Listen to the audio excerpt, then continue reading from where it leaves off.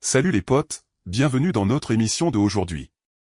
On va parler de l'IA et plus précisément de la protection anti-extraction de données.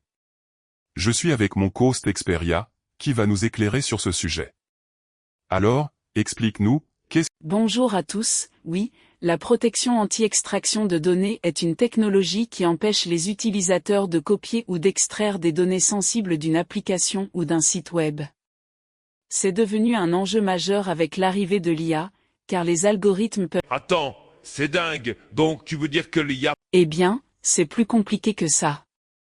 Les IA peuvent être utilisées pour extraire des données, mais les entreprises et les organisations peuvent mettre en place des mesures pour les en empêcher.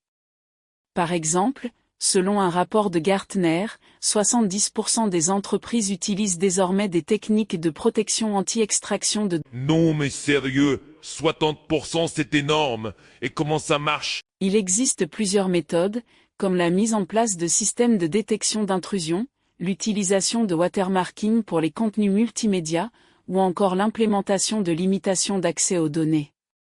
Selon une étude de Forrester, les entreprises qui utilisent ces techniques peuvent réduire les risques. Waouh, c'est incroyable. Et quels sont les défis que les entreprises... Eh bien, il y a plusieurs défis, comme la complexité des systèmes d'information, le coût des solutions de protection, ou encore la nécessité de trouver un équilibre entre la sécurité et l'accès aux données pour les utilisateurs légitimes.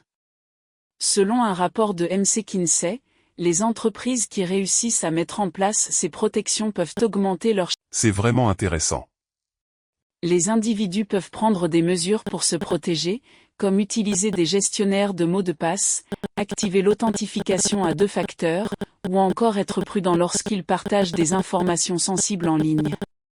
Selon une étude de l'Université de Californie, les utilisateurs qui utilisent des gestionnaires de mots de passe peuvent réduire les risques. Super, merci pour ces infos.